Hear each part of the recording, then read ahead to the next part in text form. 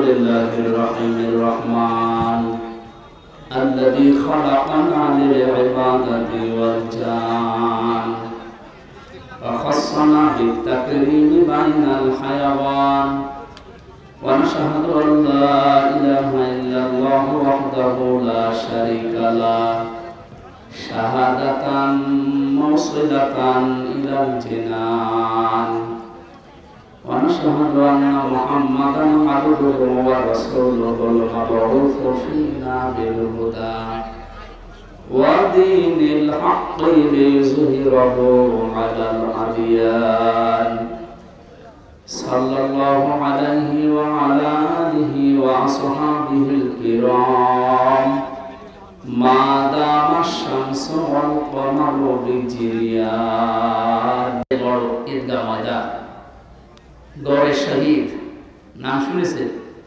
সেখানকার খতিব হাফেজ মাওলানা মাহফুজুর রহমান দিনাজপুরি দামাত বারাকাতুহুল আলিয়া এসেছেন দিনাজপুর থেকে। মাওলানা হারুনুর রশিদ, আমি তো নাম অনেক আলেমের জানি না, বহু আলেম এসেছে আজকে। যারা আহ্বানে এসেছি আপনাদের এ পাশের জেলা গাইবান্ধার সন্তান, আপনাদের এলাকাতে আছেন। এ মাদ্রাসার সম্মানিত প্রতিষ্ঠাতা মাওলানা গোলাম রব্বানী যুক্তিবাদী। এখানে প্রধান অতিথি হিসাবে উপস্থিত হয়েছেন জনাব আতিকুর রহমান আতিক, জনাব মাকসুদুল আলম, জনাব জাহিদুল ইসলাম জাহিদ, বরেণ্য অতিথি আব্দুর রাজ্জাক পরামানিক, আরিফুল ইসলাম আরিফ সহ মঞ্চে বসা সম্মানিত ব্যক্তিবর্গ। আমার সাথে সেই চুয়াডাঙ্গা থেকে, আমার তো কুষ্টিয়াতে বাড়ি, আমারে পার করে যাওয়া লাগে, চুয়াডাঙ্গার কৃতি সন্তান আলেমে দ্বীন মাওলানা আবু সার গেফারি এসেছেন, মাওলানা হোসাইন আহমেদ মাহফুজ এসেছেন। আল্লাহ রাব্বুল আলামিন আলেমদের হায়াতে তাজ্জেবা সিহাতে কুল্লিয়া যেন দান করেন। সামনে বসা মুসলমান ভাইরা, পর্দার আড়ালের সম্মানিত মা এবং বোনেরা, বৃষ্টির মুখর এই দিনে সারাদিন মনে হয় শুনলাম বৃষ্টি হচ্ছে। আমার সেই ফজরের আজানের পর থেকে 4-5টা অনুষ্ঠান ছিল, ওগুলো বিকাল 3টা পর্যন্ত ছিলাম। ওই পর্যন্ত কল দিয়েছিলাম যে কি অবস্থা, বলছে বৃষ্টি হচ্ছে। এরপরও বলছে আসেন, হয়তো বিকেলে মাগরিবের পরে ঠিক হয়ে যাবে। যতটুকু পরিবেশ আছে এই কাদা ভেজা জায়গায়, আপনারা মাগরিবের পর থেকে বসে আছেন, তো আমরা খুব অল্প সময় কিছু কথা বলবো ইনশাআল্লাহ। এই অনুষ্ঠানটা আজকে শুধুমাত্র যারা বাংলাদেশের জামাত ইসলামী করে, যারা চরমনাই পীরের মুরিদ, যারা খেলাফত মজলিসে এই সমস্ত ইসলামিক দলে আছে তাদের জন্যই না, হাদা বায়ানুল লিন্নাস, মানুষ পদবাচ্চে যারা বিবেচিত তাদের সবার জন্য আজকের এই অনুষ্ঠান। ওয়ালাকাদ কাররামনা বানি আদম, অবশ্যই আমি বনি আদম সন্তানকে সম্মান দিয়েছি। বগুড়াবাসী এই আয়াত থেকে আমরা কয়েকটা তথ্য বের করতে পারলাম। 1 নম্বরে আল্লাহ বলেননি ওয়ালাকাদ কাররামনা বানি মুসলিমিন, আমি মুসলমান সন্তানদেরকে সম্মান দিয়েছি না, মানুষ যারা তাদের সম্মান দিয়েছেন কে? দুঃখজনক হলো সত্য, তামাম পৃথিবীতে আজ মানুষের সম্মান নিয়ে সবচাইতে বেশি সিনেমিনি খেলা হচ্ছে। বিশেষ করে মানুষ নামে কিছু অমানুষ আছে, তার ভেতরে নেতানিয়াহু একজন, মোদি একজন, ট্রাম্প একজন। এই কথা বলেন, এগুলোকে মানুষ বলা যায় নাকি অমানুষেরা? পৃথিবীর নিকৃষ্ট মানুষের তালিকা আপনি দেখবেন ইন্টারনেটে, এদের যাদের নাম বললাম এদের নাম আছে। আরেকজনের নাম আছে, ওটা বলা ঠিক না, এজন্য বললাম। এই যে মানুষগুলো, আমার মনে হয় আমেরিকা এই জাতে মাতাল হলো, ওরা যেহেতু তালে ঠিক আছে, এই কারণে ট্রাম্প নামে, ডোনাল্ড ট্রাম্প নামে এই লোকটাকে থামানো লাগবে। আপনারা প্রকাশ্যে মানবতা বিরোধী অপরাধ যারা করে, যেহেতু সারা দুনিয়ার মানুষকে সবক দিয়ে বেড়ান মানবতার, গণতন্ত্রের, যারা ফিলিস্তিনের অবস্থা কি করেছে তামাম দুনিয়া দেখেছে। সুতরাং আমেরিকার আমার মনে হয় এই মুহূর্তে উচিত এই পৃথিবীর নিকৃষ্ট জাতি এই ইহুদিদের পক্ষ না নিয়ে, তারা যেহেতু খ্রিস্টান, তাদের নবী হযরতে মুসা ঈসা আলাইহিস সালামকে এই ইহুদিরা তারা হত্যার দাবি করেছিল যে তাকে আমরা মেরে ফেলেছি। এমনকি তার মা হযরতে মরিয়ম আলাইহিস সালাম তার চরিত্রের উপরে অপবাদ পর্যন্ত দিয়েছিল এই ইহুদিরা। তাই আপনারা নিজেদের জাতিকে, জাতির যারা কর্ণধার তাদেরকে যারা কলঙ্কিত করে তাদের পক্ষ অবলম্বন করবেন, এটা আপনার বিবেকে মেনে নেয়? এই জন্য বিবেক যদি কারো কাজে না লাগে ও কিন্তু আর মানুষ থাকে না। উলাইকা কালানআম, আল্লাহ তাআলা বলেন ওগুলো জানোয়ার, বালহুম আদাল, তার চাইতে খারাপ। এই ছেলে কি কথা বলে?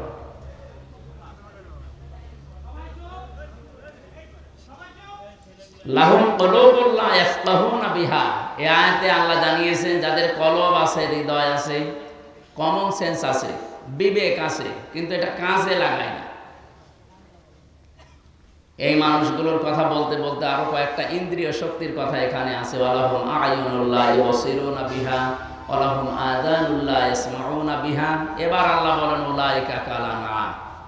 এই যে বিবেক যারা কাজে লাগায়নি, যারা দেখার পরও না দেখার ভান করে থাকে, যারা শোনার পরও না শোনার ভান করে থাকে, এগুলো মানুষ নেই, এগুলো জানোয়ার, তার চাইতেও খারাপ। উলাইকা হুমুল গাফিলুন, এরা গাফেল। এরা কি? এদেরকে যতই কিছু বলেন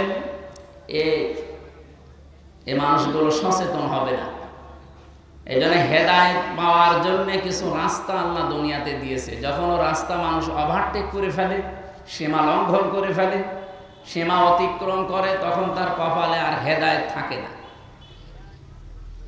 এটা সূরা ইউনূসের ভেতরে আছে। ফেরাউনকে আল্লাহ রাব্বুল আলামিন শেষে আর হেদায়েত দেননি। কারণ কি? সে এমন জায়গায় পৌঁছিয়েছিল যে হেদায়েত পাওয়ার জন্য সে বর্ডার পর্যন্ত শেষ করে ফেলেছে, বর্ডারেও থাকে না। হাত্তা ইযা আদরাকাহুল গারাকু ক্বালা আমানতু আন্নাহু লা ইলাহা ইল্লাল্লাযী আমানাত বিহি বানু ইসরাঈল ওয়া আনা মিনাল মুসলিমিন। ও যখন ডুবে যাচ্ছিল তখন বলেছে আমি ঈমান আনলাম। বনি ইসরাঈলরা যার উপরে ঈমান এনেছে তার উপরে ঈমান আনলাম। তারপরও সরাসরি ও আল্লাহর নাম বলে না। ও যদি বলতো আল্লাহ তুমি একজন আছো, আমি তোমাকে মানি, এই মুহূর্তে আমি সব কিছু ছেড়ে দিয়ে তোমারে বিশ্বাস করলাম, তাফসীর ফি জিলালিল কোরআনে সাইয়্যিদ কুতুব রহমাতুল্লাহ আলাইহি লিখেছেন, ওই পর্যন্ত আল্লাহ তারে মাফ করে দিত। কিন্তু না, ও আর বলে না। লা ইলাহা পর্যন্ত বলেছিল, ইল্লাল্লাহ বলতে পারে না। ইল্লাল্লাযী আমানাত বিহি বানু ইসরাঈল, তারপরও সরাসরি আল্লাহর নাম উচ্চারণ করে না। আমরা এখান থেকে একটা জিনিস দেখি, বাংলাদেশে যারা কমিউনিস্ট আন্দোলন করে আপনি দেখবেন সরাসরি তারা আল্লাহর নাম বলতে চায় না। তাদের ব্যানার, পোস্টার, ফেস্টুনে দেখবেন ওখানে আল্লাহু আকবার লেখা থাকে না, লেখা থাকে আল্লাহ সর্বশক্তিমান বা সর্বশক্তিমান মহান, এরকম বাংলা অনেক কিছু আমরা লেখা দেখি। সরাসরি আল্লাহু আকবার বলতে আপনার সমস্যা কি? আল্লাহর নাম উচ্চারণ তাদের কাছে এত কষ্ট লাগে। ফেরাউনের যেমন লেগেছিল, মরে যাচ্ছে তারপরও আল্লাহর নাম সরাসরি বলে না, বলছে বনি ইসরাঈলরা যার উপরে ঈমান এনেছে আমি তার উপরে ঈমান আনলাম। ওয়া আনা মিনাল মুসলিমিন, আমি তো মুসলমান। এরপরও ফেরেশতারা আমারে খালি পানির ভেতরে চোবায়। আল্লাহ তখন ডাক দিলেন, আল-আন, এখন আকাদ আসাইতা ক্বাবলু ওয়া কুনতা মিনাল মুফসিদিন, এর আগে তুমি তো বড় সন্ত্রাসী ছিলে। তুমি বলা ঠিক না, এখানে তুই বলা দরকার, কারণ তুমি শব্দটা তো সম্মানসূচক হয়ে গেল। আকাদ আসাইতা ক্বাবলু ওয়া কুনতা মিনাল মুফসিদিন, এর আগে তুই বড় সন্ত্রাসী ছিলি, ফ্যাসাদ সৃষ্টিকারী। আল্লাহ তাআলা ওই দিন ঘোষণা দিয়েছিলেন, ফালিয়াউমা নুনাজ্জিকা বিবাদানিকা লিতাকুনা লিমান খালফাকা আয়া, আজকের এই দিনের পর থেকে তোর এই লাশটাকে আমি ইস্যুটকি দিয়ে রাখলাম, নিদর্শন দিয়ে রাখলাম, এরপরে যারা দুনিয়াতে আসবে তারা যেন তোকে দেখে শিক্ষা নিতে পারে। সম্মানিত ভাইরা, এখন পর্যন্ত মোপাম মিশরে জাদুঘরে তার লাশটা সংরক্ষিত করা আছে। এরপরও যদি কেউ শিক্ষা না নেয়, এটা তার কপালের দোষ না আল্লাহর দোষ? বলেন বলেন। এটা সীমা যখন ছাড়িয়ে যায় তখন আল্লাহ তাকে আর ভালো হওয়ার সুযোগ দেয় না। এরকম বহু ঘটনা আমরা দেখেছি। আবু জেহেল যেই দিন মারা যাবে, ওরে তো পিটিয়ে হাতটা বাড়ি দেয়, একেবারে ঠান্ডা ফ্রিজ মার্কা করে রেখে দিয়েছিল, খেজুরের ডাউ দিয়ে পিটিয়েছিল দুই ভাই, হযরত মুআয ও মুআওয়াজ রাদিয়াল্লাহু তাআলা আনহুমা। সর্বশেষ আব্দুল্লাহ ইবনে মাসউদ রাদিয়াল্লাহু তাআলা আনহু, উনি যখন যে এই বুকের উপরে বসলেন, ডাক দিয়ে বললেন, আনতা আবু জেহেল, এখন সময় দিলাম, কালিমাটা পড়ো, আল্লাহর নবীর কাছে আমি সুপারিশ করবো, নবী তোমাকে মাফ করে দেব। ও যদি ওই সময় পড়তো আমার মনে হয় আল্লাহ মাফ করে দিত, কিন্তু ওই সময় পড়ার তো আর কোনো কায়দা নেই। ও সীমা লঙ্ঘন করে ফেলেছে, এখন ওর মুখ দিয়ে আর ওগুলো আসে না, তখন উল্টা পাল্টা কথা আসে। তখনও বলেছিল, আব্দুল্লাহর বেটা মুহাম্মদ তোদেরকে জাদু করলেও এখন আমার পর্যন্ত আসতে পারে না। উনি বলছে, ঠিক আছে, সুযোগ একবার দিলাম, একবার, দুইবার, তিনবার সুযোগ দেওয়ার পরও যখন সর্বশেষ সেই মুহূর্তে যদি মুহাম্মদকে আমার সামনে পেতাম, নবীজির ব্যাপারে যখন খারাপ মন্তব্য করেছে তখন ওরে আর ছাড়ে না। গলার ভেতরে ছুরি যখন চালাবে, আবু জেহেল ওই দিন বলেছিল, মাসউদ গলাটা যখন কাটতেছ একটু বড় করে কাটবা, মানুষ যেন দেখে বোঝে যে নেতার মাথা। মরে যাচ্ছে, শয়তানের তেজ কমছে না, কারণ সীমা লঙ্ঘন করে ফেলেছিল। এই পৃথিবীতে কিয়ামত পর্যন্ত মানবতার সাথে, ইসলামের সাথে যারা সীমা লঙ্ঘন করবে, ও মানুষগুলো শেষ জীবনে ভালো হওয়ার ইচ্ছা করলেও আর হবে না, কারণ ওর সীমা শেষ। দেখেন 15.5 বছরে যারা জুলুম, অত্যাচার, নির্যাতন সবচাইতে বেশি করেছে, যাদের ইশারায় হয়েছে, এই মানুষগুলো এখন ভালো হওয়ার চেষ্টা করলেও হতে পারছে না। 2 দিন 5 দিন পরে এমন এমন কথা তাদের মুখ দিয়ে বের হয়, মনে হচ্ছে ওরে এখনো পিটিয়ে সোজা করা দরকার। এত সুযোগ দেওয়ার পরেও যদি মানুষ সংশোধন না হয়, তো ও আর আবু জেহেলের ভেতরে কোনো পার্থক্য আছে? বলেন। আমরা সীমা লঙ্ঘনকারী যেন না হই। সীমার ভেতরে না থাকলে সর্বশেষ আপনি আর হেদায়েতও পাবেন না। এই জন্য আজকে কোরআনের এই অনুষ্ঠানে যারা আমরা এসেছি, এটা যেহেতু শুধুমাত্র মুসলমানদের জন্য না, বিশেষ করে ইসলামী দলের যে নাম বললাম, মনে করছি এরা মুসলমান না। হাদা বায়ানুল লিন্নাস যখন পড়েছি, মানুষ পদবাচ্চে আমরা যারা বিবেচিত, সবার জন্য কোরআন। আর মানব সন্তানকে আল্লাহ নিজে যেহেতু সম্মান দিলে, সেই মানুষের সম্মান নিয়ে পৃথিবীতে যেমন সিনেমিনি খেলা হচ্ছে, বাংলাদেশে এই 54 বছরে খেলা হয়েছে। কথা বলেন না কেন? আগামীতে বাংলাদেশে এই মানব সন্তানদের, কালকে আমার হিন্দু, বৌদ্ধ, খ্রিস্টান, ইহুদি প্রায় 5টা জাতির লোক ছিল কুষ্টিয়ায়। তাদের সাথে বিভিন্ন ভিন্ন ধর্মী, ভিন্ন ধর্ম অবলম্বী যারা, তাদের সাথে আলোচনা ছিল আমাদের কুষ্টিয়া জেলা জামাতের পক্ষ থেকে। ওনারা এখনো ভয় আছে। হিন্দু কুষ্টিয়া ঐক্য জোটের যিনি সভাপতি বলছিলেন যে আমরা ইসলামের পক্ষে আছি, কিন্তু আমাদের ভয় হয় এই 54 বছরে যারা যা কথা দিয়েছে কেউ কথা রাখে না। কার যেন একটা কবিতার শেষ লাইন আছে না, কেউ কথা, তো ওনারা বলছে আপনারা কথা রাখবে। আমাদের আমির, জেলা আমির অধ্যাপক আবুল হাশেম, উনি বললেন আপনারা একটা বার শুধু একটু আস্থা রেখে দেখেন, 54 বছর তো দেখলেন, এবার শুধু ইসলামের হাতে দিয়ে দেখেন, আপনাদের বিশ্বাসের মর্যাদা আমরা রাখবো ইনশাআল্লাহ। আমির জামাত ডাক্তার শফিকুর রহমানকে যেভাবে আপনারা দেখেন, ওনাকে যেহেতু আমরা ফলো করে চলি, আমাদেরকেও আপনারা ওইভাবেই পাবেন। কি কথা বলবেন এখন? আমিরে জামাতের যে হাসপাতাল আছে, যে প্রতিষ্ঠান আছে, 2200 মানুষ কাজ করে, তার ভেতরে 350 হচ্ছে অন্য ধর্মের, হিন্দু, খ্রিস্টান, বৌদ্ধ। আমরা চাই এদেশে আমরা যারা জন্ম নিয়েছি সংখ্যালঘু, সংখ্যাগুরু বলে আমরা কিছু নেই, সবাই আমরা এদেশের বৈধ নাগরিক এবং সম্মানিত মানুষ আমরা এদেশের। কথা বলেন না কেন? সুতরাং আল্লাহর এই সৃষ্টির ভেতরে সবচাইতে বেশি সম্মান আল্লাহ যাদের দিলেন, এই সম্মানিত মানুষদের সম্মান নিয়ে আগামীতে কেউ যেন আর সিনেমিনি খেলতে না পারে, সেই ব্যবস্থা এখনই করার সময়। এই ব্যবস্থা করার সময় কিন্তু সামনে আসতেছে। এবার যদি ভুল করেন 54 বছর না 108 বছর পার হয়ে যাবে, সুযোগ আর পাবেন না। আশা করি আমি কি বলতে চাই আপনারা বুঝেছেন। আল্লাহ আমাদের সম্মান যাদেরকে দিয়েছেন এই সম্মান ধরে রাখার এবং সম্মান দেওয়ার তৌফিক যেন দান করেন, বলেন আমিন।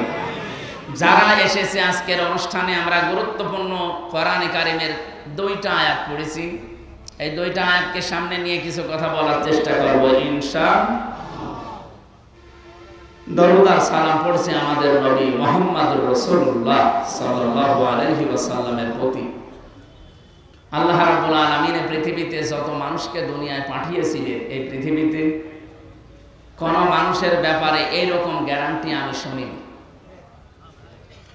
প্রায় 13টা বিষয় আমি পেয়েছি কোরআন শরীফে তার বিষয়ে। তার ভেতরে 1 নম্বরে দুনিয়ার কোন মানুষকে অনুসরণ করলে আপনার জীবনের পাপ মাফ হয়ে যাবে, আমি পাই না।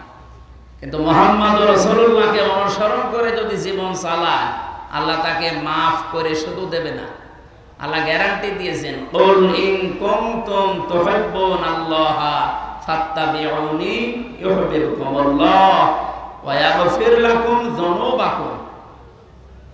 হে নবী, আপনি বলুন, তোমরা যদি আল্লাহকে ভালোবাসি এই দাবি করো, ফাত্তাবিউনি, আমি রাসূলের অনুসরণ করো। এ পর্যন্ত যদি কেউ মানতে পারে, আল্লাহ বলেন ইউহিব্বুকুমুল্লাহ, আমি আল্লাহ নিজেই তাকে ভালোবাসবো। ভালোবেসেছি এ কথা এখানে নেই। ইউহিব্বু মুজারে, বর্তমান ভবিষ্যৎ, প্রেজেন্ট ফিউচার। কেউ যদি রাসূলকে অনুসরণ করে, আমার আল্লাহ তাকে ভালোবাসা আরম্ভ করবে। আল্লাহ যদি কাউকে ভালোবাসে, ওয়া ইয়াগফির লাকুম যুনুবাকুম, ইয়াগফির এটা মুজারে, জানবো না যে আল্লাহ জনব দিয়েছেন বহু বছর, ওর জীবনের একটা অপরাধ আল্লাহ রাখবে না, সবগুলো মাফ করে দেবে। একটা আমার মনে হয় এখানে আমরা অনেকে জন্মের পর থেকে শুনতেছি, কিন্তু কয়েকটা তথ্য এখানে পাবেন যেটা এখনই আমাদের শুনলে মানতে মনে চাইবে। এদিকে তাকান, আল্লাহ তাআলা বলেন, কুল ইন কুনতুম তুহিব্বুনাল্লাহা ফাত্তাবিউনি। নবী আপনি বলেন, যদি তারা দাবি করে যে আল্লাহ তোমাকে ভালোবাসি, এ দাবি আমাদের আছে না? দল আমাদের আলাদা থাকতে পারে, কিন্তু আল্লাহকে আমরা ভালোবাসি এ দাবি আমাদের সকলের আছে, এমনকি অন্য ধর্মের লোকদেরও আছে। কালকে যে হিন্দু দাদা কথা বলছিলেন, উনি প্রথমেই শুরু করলেন যে আমাদের আল্লাহ। প্রথমটা কথা শোনার পরে মনে করলাম একটা হিন্দু মানুষ আল্লাহর নাম বলে। ওদের ভেতরে এটা আছে, কিন্তু পারিবারিক কারণে, সামাজিক কারণে, ধর্মীয় কারণে ওরা মানতে পারে না। কিন্তু যে মানুষগুলো এগুলো ছাপিয়ে চলে যায়, তারা ঠিক মেনে নেয়। সবার ভেতরে এই আশা যে আমার ভগবান বলেন, গড বলেন, আল্লাহ বলেন, যাই বলেন না কেন আমরা তাকে ভালোবাসি, তাকে রাজি করতে চাই। আল্লাহ পাক বলেন, দাবি যাদের আছে হে নবী আপনি তাদেরকে বলেন ফাত্তাবিউনি, তারা যেন আপনার অনুসরণ করে। এবার আমার প্রশ্ন হচ্ছে, আপনি রাসূলকে অনুসরণ করবেন। এই বাংলাদেশে বহু মানুষ বলে যে আমরা নবীওয়ালা কাজ করি। কথা ভালো করে বুঝবেন, উল্টা দিকে নিয়ে যেন না। আপনি যে বলেন যে আমি নবীওয়ালা কাজ করি, মুহাম্মদুর রাসূলুল্লাহ সাল্লাল্লাহু আলাইহি সাল্লামকে কি জন্মের পরে মানুষ নবী বলতো? কয় বছরে? উনি যেদিন নবুয়ত পেয়েছেন 40 বছরে, তখন মানুষ তাকে নবী, তিনি স্বীকৃতি দিয়েছেন। বাড়িতে এসে স্ত্রী মেনে নিয়েছে, বন্ধু মেনে নিয়েছে, চাচাতো ভাই মেনে নিয়েছে, কাজের লোক বাড়িতে যিনি পালিত পুত্র সে মেনে নিয়েছে। তার মানে উনি নবী হয়েছেন 40 বছরে। এর আগে ওরাকে কেউ নবী বলে ডাকতো না, বলতো আল আমিন, আস-সাদিক।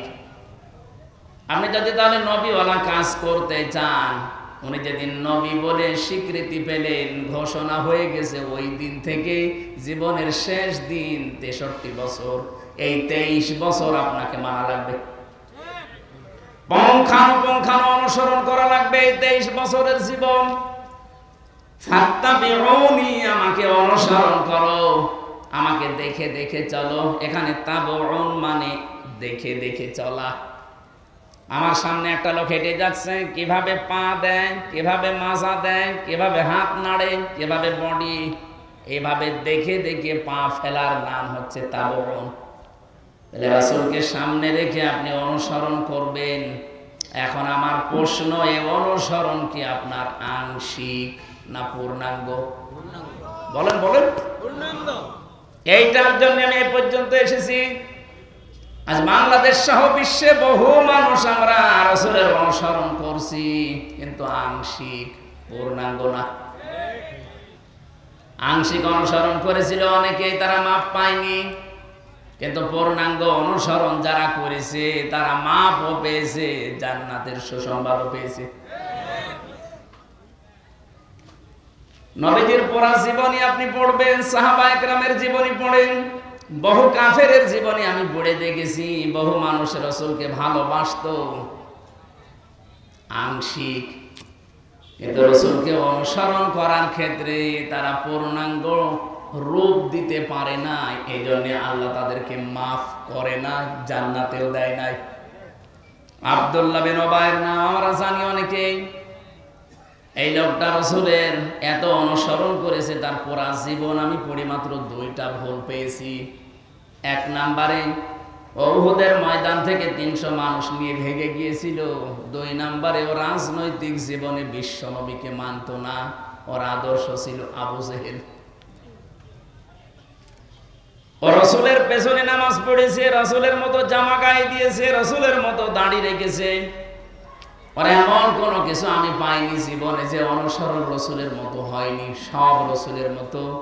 শুধু রাজনৈতিক জীবনে বিশ্ব নবীকে নেতা মানে নাই, ওর নেতা ছিল, আদর্শ ছিল আবু জেহেল। এতটুকু কারণে যদি আল্লাহ তার জন্য আয়াত নাযিল করে জাহান্নামের ঘোষণা দিয়ে দেয়, আজ এই বাংলাদেশে যে মানুষগুলো অনুসরণ করছেন রাসূলকে আংশিক, পূর্ণাঙ্গ না, বলেন তো আপনাকে আল্লাহ কি এখনো ভালোবাসা আরম্ভ করেছে? না। ফাত্তাবিউনি, এ পর্যন্ত আপনাকে অনুসরণ করা লাগবে, আংশিক না, পূর্ণাঙ্গ। আপনার নাম রাখা থেকে শুরু করে একেবারে মৃত্যু পর্যন্ত। এজন্য আয়াতে আল্লাহ জানালেন, ওয়াবুদ রাব্বাকা হাত্তা ইয়াতিয়াকাল ইয়াকিন। সূরা হিজরের 99 নম্বর আয়াতে আল্লাহ বলেন, হে নবী, আপনার রবের ইবাদত করবেন ওই দিন পর্যন্ত যতদিন আপনার কাছে ইয়াকিন না আসে। ইয়াকিন মানে মৃত্যু। ইয়াকিন মানে কি? যতক্ষণ পর্যন্ত আপনার কাছে মরণ না আসে আপনি ততক্ষণ ইবাদত করবেন। যেহেতু রাসূলের অনুসরণ করা লাগবে আংশিক না পূর্ণাঙ্গ, তাহলে আল্লাহ আপনাকে ভালোবাসা আরম্ভ করবে, আরম্ভ করে না। তাহলে এখন আমাদের উচিত হচ্ছে আমাদের অনুসরণ করা লাগবে মাথা থেকে পা পর্যন্ত, রান্নাঘর থেকে আন্তর্জাতিক জীবন পর্যন্ত। কি আংশিক, আংশিক না পূর্ণাঙ্গ? এই পূর্ণাঙ্গটা বলতে গেলে কিছু মানুষের মন পাওয়া যায় না। আমরা তো পূর্ণাঙ্গ অনুসরণের কথা বলি। আপনি যখনই পূর্ণাঙ্গ অনুসরণ আরম্ভ করে দেবেন, তখন আল্লাহ আপনাকে ভালোবাসা শুরু করবে। তাহলে এই দেশে যে আলেম, যে ইমাম, যে মুসলমান এখনো রাসূলুল্লাহকে পূর্ণাঙ্গ অনুসরণ আরম্ভ করে নাই, তাকে আল্লাহ ভালোবাসা শুরু বলেন বলেন না, করে না। আপনি পূর্ণাঙ্গ অনুসরণ আরম্ভ করার নিয়ত করেন, এখন থেকেই যদি আপনি কাজে লেগে পড়েন যে আমি এখন থেকে বিশ্ব নবীকে 40 থেকে 63, তিনি যেহেতু নবী ছিলেন এই সময়টা, আমি পূর্ণাঙ্গতাকে অনুসরণ করার সিদ্ধান্ত নিয়ে মাঠে নেমে পড়লাম। যখন নেমে পড়বেন তখনই আল্লাহ আপনাকে ভালোবাসা শুরু করবে। আর আল্লাহ যদি আপনাকে ভালোবাসা আরম্ভ করে দেয়, আল্লাহ বলেন ওয়ায়াগফির লাকুম যুনুবাকুম, একটা গুনাহ তো রাখবো না, পুরো জায়গাটা আমি আল্লাহ মাফ করে পরিষ্কার করে দেব।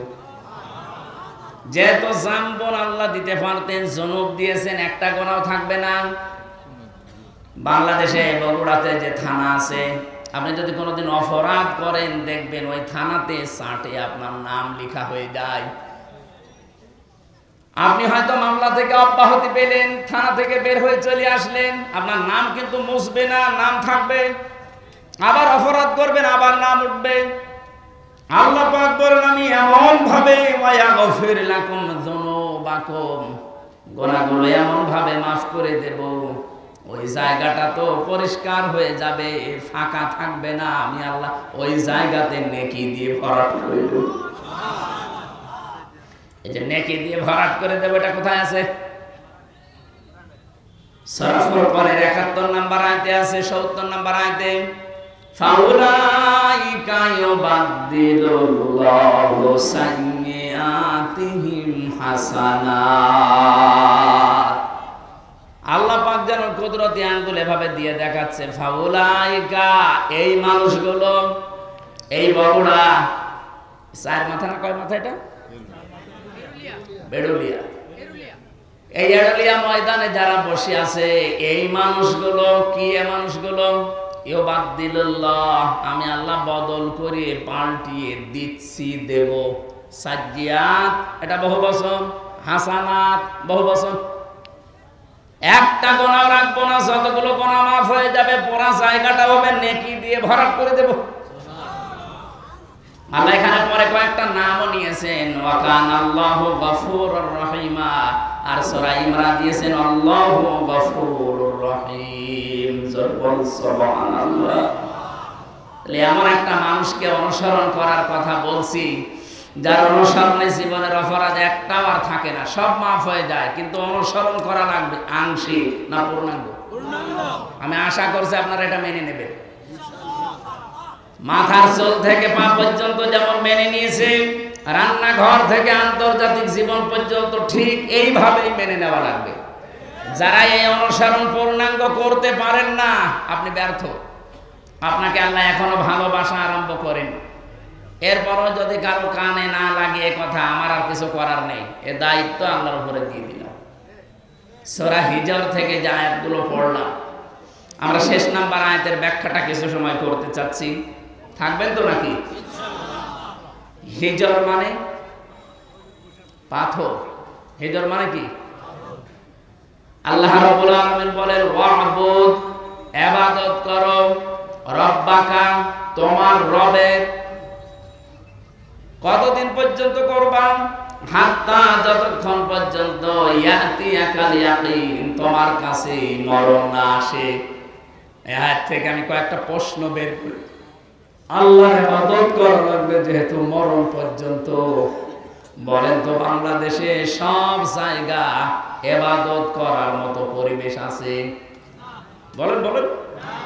হ্যাঁ, ব্যক্তিগত জীবনে আপনি হয়তো কিছু মানতে পারেন, পারিবারিক জীবনে কিছু মানতে পারেন, তো সামাজিক জীবনে, রাজনৈতিক জীবনে, অর্থনৈতিক জীবনে, ধর্মীয় জীবনে গিয়ে, আন্তর্জাতিক জীবনে, রাষ্ট্রীয় জীবনে আমার মনে হয় ইসলামকে পূর্ণাঙ্গ মানা সম্ভব। এটা সম্ভব হবে তখন এই ইবাদত ওইগুলো পারিবারিক জীবনে যেমন ইবাদত আছে, ব্যক্তিগত জীবনে যেমন ইবাদত আছে, রাজনৈতিক জীবনে, অর্থনৈতিক জীবনেও ইবাদত নেই। এখানে বহু মানুষ আমরা আছি শুধু ব্যক্তিগত আর পারিবারিক জীবনের ইবাদতটা করি। আমার যে রাজনৈতিক জীবনে ইবাদত আছে আমরা অনেকে জানি না, অর্থনৈতিক জীবনে যে ইবাদত আছে আমরা জানি না। আল্লাহ যে বললেন মরণ যতদিন না সে ইবাদত করো, আমরা তো ইবাদত করতেই চাই, কিন্তু সে পরিবেশ নেই। আপনি ইচ্ছা করলেও হালালকে হালাল জেনে মানতে পারবেন না, হারামকে হারাম জানার পরও আপনি ছেড়ে দিতে পারবেন না। আজকে কুষ্টিয়াতে ডিসি, এসপি এবং মন্ত্রণালয় থেকে একজন, শিল্প মন্ত্রণালয় থেকে একজন অফিসার এসেছিল কুষ্টিয়ার এই যে চিনির মিল, এই সুগার মিলটা চালু করার জন্য 5 বছর অকেজো হয়ে পড়ে আছে। ওখানে এতদিন যারা দায়িত্বে ছিল, দুর্নীতি এমন বেশি হয়েছে, এটা শেষ পর্যন্ত বন্ধ হয়ে গেছে। 1965 সালে মিলটা তৈরি হওয়ার পর থেকে 25 সাল পর্যন্ত, 5 বছর নয় বন্ধ, 20 সাল পর্যন্ত একবার শুধু লাভ হয়েছিল যেবার মাওলানা মতিউর রহমান নিজামী রহমতুল্লাহ আলাইহি শিল্পমন্ত্রী ছিলেন ওই সময়, তাছাড়া আজ পর্যন্ত লাভ হয়নি। ডিসি, এসপি এবং সচিব যিনি এসেছিলেন ওই জায়গা থেকে সবাই, এলাকার সবাই ওই জায়গায় গিয়ে প্রশ্ন করছে এটা চালু করা লাগবে। ওনারা বলছে চালু করা তো লাগবে, কিন্তু এখানে যে বাজেট 300 কোটি টাকা লাগবে। আমার মনে হয় 300 কোটি টাকাও সরকার দেওয়া সম্ভব, কিন্তু টাকাগুলো 300 কোটির উপর থেকে বাজেট হয়ে আসতে আসতে সর্বশেষ 300 টাকা থাকতে পারে। আমি কয়েকদিন আগে রাজনৈতিক একজন লিডার, অনেক বড় মাপে, উনি আমারে বলছিল, হামজা ভাই আমরা সারা জীবন রাজনীতি করেছি, এই দেশে যে বাজেট হয় সড়কের জন্য, এই বাজেটগুলো আমরা হিসাব করে পেয়েছি 100 টাকা যদি বাজেট হয়ে আসে, এই সলিমদ্দি পর্যন্ত আসতে আসতে আর 3 টাকা থাকে। এই রাস্তাটা যদি 100 টাকা দিয়ে বাজেট করে এখন ঘেনা করে, এদের কিছু কাজ কারবারের কারণে জাতির কাছে আজ এরা কালার হয়ে গেছে। আমরা ইসলাম যদি দেশে আনতে পারি, সর্বপ্রথম কাজ হবে প্রশাসনে যারা দায়িত্বে আছেন, যে যে বিভাগে কাজ করেন, আপনারা 8 ঘন্টা ডিউটি করেন। শুধুমাত্র বাংলাদেশ প্রশাসনে 8 ঘন্টা, এটা ডিউটি 24 ঘন্টায়। এজন্য আমরা আশ্বাস দিতে পারি, ইসলাম যদি এসে যায় এই দেশে, আপনি 8 ঘন্টা ডিউটির পরে যেই কয় ঘন্টা ডিউটি করবেন ওভার টাইম পাবেন। বাংলাদেশে এমন কোন চাকরি আছে যে 8 ঘন্টা ডিউটি করার পরে আরো 5 ঘন্টা এমনি করা লাগে? যাই করবেন ওভার টাইম পাবেন। এক কথা বলেন না কেন? প্রশাসনকে যদি ওই নিয়মটা করে দিতাম যে 8 ঘন্টা ডিউটির পরে আরো 4 ঘন্টা যদি করেন, আপনার বেতন যদি 40,000 হয়, আরো 20,000 ওর সাথে বৃদ্ধি হবে, ও তখন ঘোষ খাওয়া বন্ধ করত। আমি একজন ওসির নাম জানি, ওনার বেতন ওই সময় 42,000 টাকা। আমি বিশ্ববিদ্যালয়ে ছিলাম তখন, ওনারে পড়াতাম মাঝে মাঝে। বেতন ওনার 42,000, অথচ ওনার স্ত্রী, মেয়ে আর ছেলে 3 জন ঢাকাতে ফ্ল্যাট নিয়ে যেখানে থাকে ভাড়া হচ্ছে 52,000। বাকি এই 10,000 টাকা কি ফেরেশতারা দিয়ে যায়? অবশ্যই তারা এদিক ওদিকে টান মারা লাগে। এখন সরকার যদি ওনাকে 8 ঘন্টা ডিউটির পরে আরো 4-5 ঘন্টা যে ডিউটি করে ওভার টাইম দিত, কি কথা বুঝতেছে? তাহলে ওনার ওই 42,000-এর জায়গায় আরো যদি 30,000 বাড়তো, টাকাগুলো পাচার না করলে 42,000-এর জায়গায় ওরে 30,000 বোনাস না, ওদের ওভার টাইম দেওয়া না, ওরা 50,000 টাকাও দেওয়া যেত। বললাম না, 100 টাকা বাজেট হয়, 3 টাকার কাজ হয়, 97 টাকা খেয়ে ফেলে। খেয়ে তাও নিজে রাখলে তো হয়, এগুলো সব পাঠিয়ে দেয় সাহেব পাড়া আর বেগম পাড়ার জন্য। আমি নিজে সাহেব পাড়া দেখে এসেছি, থাকে না, ওরা সব তালা লাগিয়ে হোটেলে থাকে ভয়ে, কারণে বাংলাদেশের 20 লাখ বাঙালি থাকে ওখানে। যদি ওরা দেখতে পায় পিটিয়ে মেরে ফেলবে, এই জন্য চুরি চুরি করে থাকে। কি করলেন এই অবৈধ কামাই করে, নিজেও ভোগ করতে পারছেন না। এই জন্য আমার মনে হয় আগামীতে কোনো পাগল যেন এ কাজ আর না করে। কাম তারাকু মিন জান্নাতি ওয়া উয়ুন ওয়া যুরু'i ওয়া মাকামিন কারীম কাযালিকা ওয়ারাসনাহা কওমান আখারিন ওয়া না'মাতিন কানু ফিহা ফাকিহিন। আল্লাহ কি সুন্দর উদাহরণ দিয়েছেন, হে নবী, এরা কত বাগান, কত অট্টালিকা, কত সম্মানজনক বাড়ি ঘর সব ছেড়ে পালিয়েছে, সব পড়ে আছে আজ। আমার মনে হয় এই আয়াতটা আগস্টের 5 তারিখে আবার আরেকবার নাজিল হয়েছে। আপনি দেখেন সারা দেশে জালেমদের বাড়ি ঘর, তাদের বাগান, তাদের অট্টালিকা, তাদের সুন্দর সুন্দর কত কিছু বানিয়েছিল, সব এখন পরিত্যক্ত হয়ে পড়ে আছে। আর ওরা সব এখন বিভিন্ন দেশে যে পালিয়েছে, তো পালিয়েছে, চোরের মতো থাকে। আর এমন অপমান, রেজাউল করিম নামে এক মন্ত্রী ছিল, মাছ মন্ত্রী, মৎস্য মন্ত্রী। এই লোকটা কয়েকদিন আগে একটা লাইভ পাঠিয়েছে যে আমি 7 দিন পালিয়েছিলাম আমার ঘরের ভেতরে ঢাকায়, কিন্তু আর পারলাম না। বৈষম্য বিরোধী ছাত্র আন্দোলনে যারা নেতৃত্ব দেয় এরা আমাকে খুঁজছিল, খুঁজে পেলেই তো আমার 12টা বাজাবে। এই জন্য বোরকা পরে আমি ওখান থেকে পালিয়ে শেষ পর্যন্ত বর্ডারে গিয়ে 4 ঘন্টা পাহারা দিচ্ছে ওইদিকে ভারতের লোক, এদিকে বাংলাদেশের। কি করব? এই কচুরি পানার ভেতরে 4 ঘন্টা আমি ওই জায়গায় ঢুকিয়েছিলাম। এরপরে রাত যত গভীর হয়, দুই দিককার মানুষ যখন আস্তে আস্তে ঘুমিয়ে পড়ে, এই ফাঁকে আমি এই বর্ডার পার হই। তো এর চাইতে আর কত অপমান করবে জালেমদের বলে। এটা দেখেও যদি আগামীতে যারা আসবে এরা যদি শিক্ষা না নেয়, এদের কপালে আরো দুর্গতি আছে। আল্লাহ রাব্বুল আলামিন বলেন, ফাতিলকা বুয়ুতুহুম খাবিয়াতান বিমা যালামু ইন্না ফি যালিকা লায়াতান লিকাওমিন ইয়ালামুন। সূরা নমল 19 নম্বর পারার 20 নম্বর পৃষ্ঠার 7 নম্বর লাইনের 52 নম্বর আয়াতে আছে। আল্লাহ জানেভাবে হাত দিয়ে দেখাচ্ছেন, ফাতিলকা বুয়ুতুহুম, বাইতুন না দিয়ে বুয়ুত বহু বচন দিয়েছেন। এই সেই ঘরগুলো, খাবিয়াতাম বিমা যালামু, জনশূন্য হয়ে আছে, ওজাড় গৃহ, পরিত্যক্ত হয়ে আছে এদের জুলুমের কারণে। এজন্য যারা জালিম তাদের ওই জায়গা পর্যন্ত অভিশপ্ত হয়ে যায়। আমি তো আমার কুষ্টিয়ায় দেখেছি হানিফ সাহেবের বাড়ি, ইনু সাহেবের বাড়ি, কামারুলের বাড়ি, ওই জজ মিয়ার বাড়ি, বাড়িগুলো কত জাঁকজমকপূর্ণ ছিল। আগস্টের 5 তারিখের আগে কত নিয়ামত দিয়ে ভরা ছিল, কত বাগান, সুন্দর সুন্দর ফুলের গাছ। আগস্টের 5 তারিখের বিকাল 5টা বাজতে বাজতে ওটা শ্মশান বানিয়ে দিয়েছে কে? না, ফাকতিয়া দাবিরুল কওমিল্লাযিনা যালামু। সূরা আনআম 7 নম্বর পারা 12 নম্বর পৃষ্ঠা 4 নম্বর লাইনের 45 নম্বর আয়াতের প্রথম অংশে আছে। আল্লাহ তাআলা বলেন, জালেমদের শিকড় কাটা হয়ে গেছে। কেটেছে কে? হ্যাঁ, আপনি আলে কতি আয়টা মজু, এর কর্তাকে ফাইলকে জানা নেই। জালেমদের শিকড় কাটা হয়ে গেছে, কিন্তু কেটেছে কে কেউ জানে না। এখন যদি আপনি বাংলাদেশে খোঁজ নেন যে বগুড়াতে যে জালেমদের বাড়ি ঘর ভাঙা হয়েছে, এটা ভাঙলো কে? একটা লোকের নাম বলেন, নেই। কে ভেঙেছে কেউ জানে না। হানিফ সাহেবের বাড়ি পায়খানার প্যান পর্যন্ত খুলে নিয়ে চলে গেছে, কিন্তু কে নিয়েছে কেউ জানে না।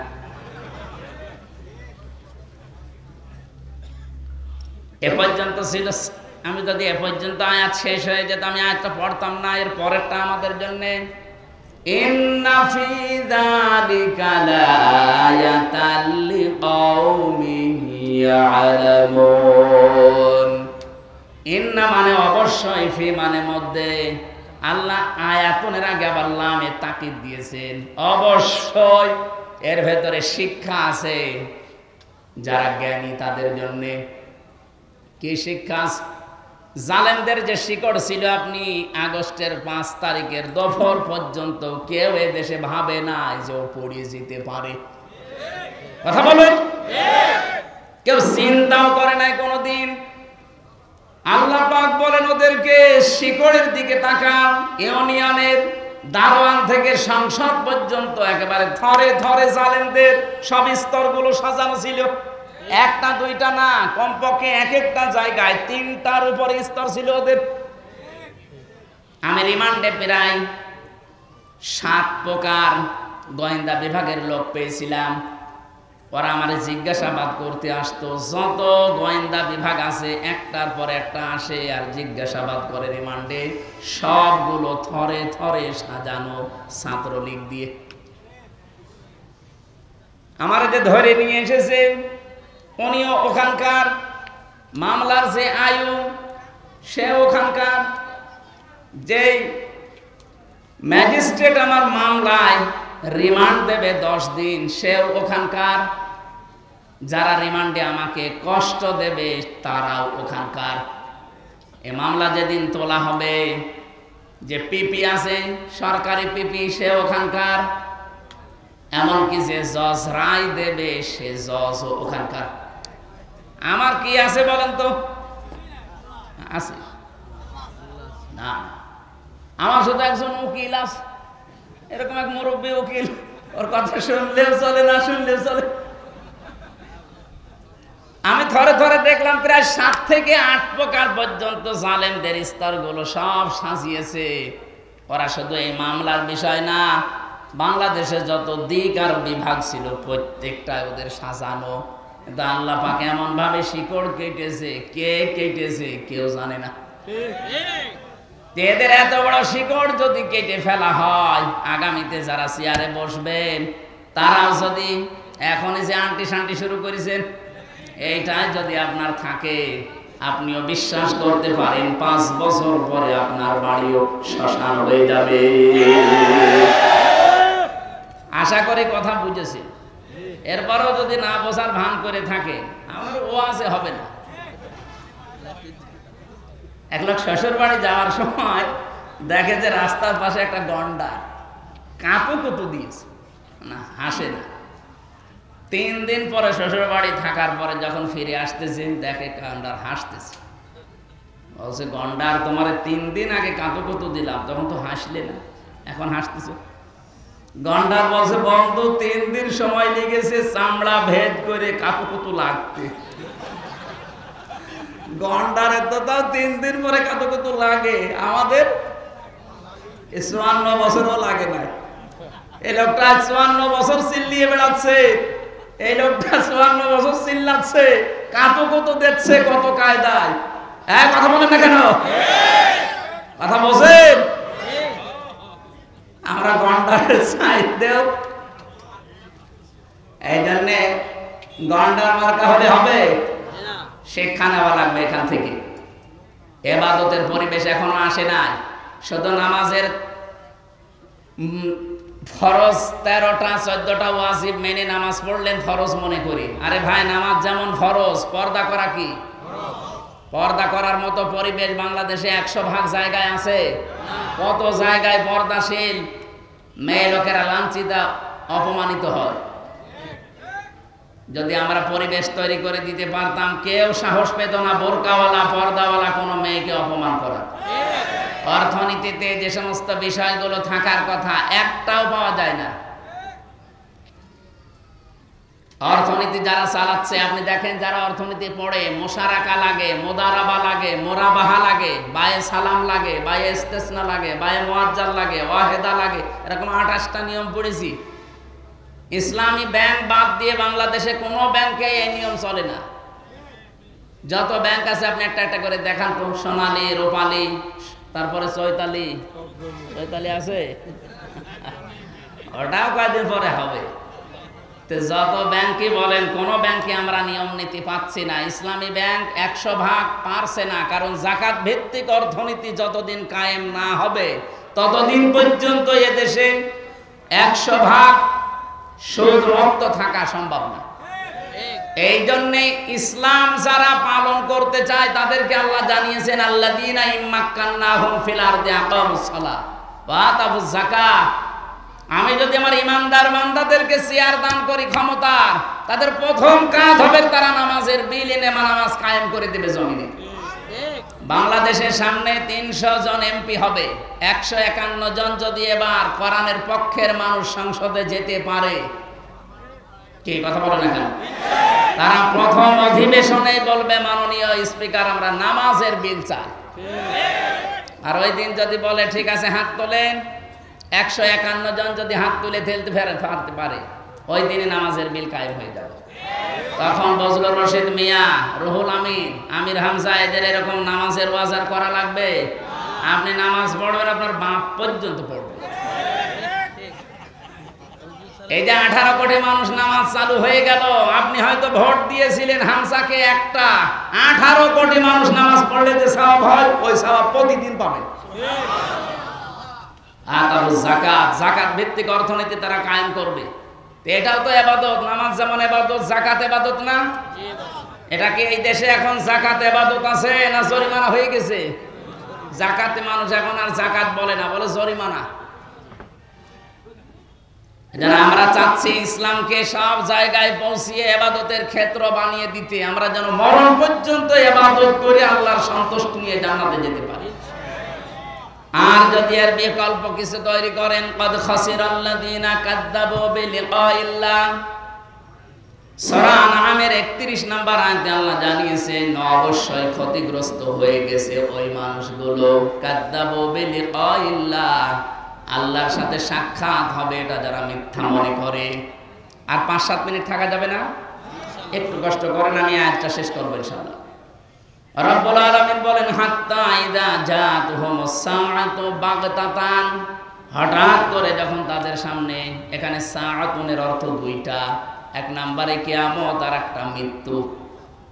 হঠাৎ করে যখন তাদের সামনে মরণ চলে আসে, ক্বালু ইয়া হাসরাতানা আলা মা ফাররাতনা ফিহা, পেছনের দিকে তাকায় আর আফসোস করে, আল্লাহ আমি কি পাঠালাম, আমি কি পাঠিয়েছি এটা। আহুম ইয়াহমিলুনা আওজারান আলা যুহুরিহিম, সবচাইতে ভয়ঙ্কর আয়াতে আওজার এই শব্দটা আমি যতগুলো তাফসীর আয়াতের সাথে মিলিয়েছি, মুফাসসিরিন ইকরাম জানাতে চেয়েছেন ওয়া মানে এবং হম মানে তারা, ইয়াহমিলুনা, হামালা ইয়াহমিলু মানে বহন করা। আল্লাহ এখানে জানাতে চেয়েছেন তারা বহন করছে এবং করবে। ঝার মানে বোঝা, আওঝার এটা বহু বচন। ওই মানুষগুলো কিয়ামতের দিন বোঝা সমূহ আলা যুহুরিহিম, তাদের পিঠের উপরে বহন করে নিতে থাকবে।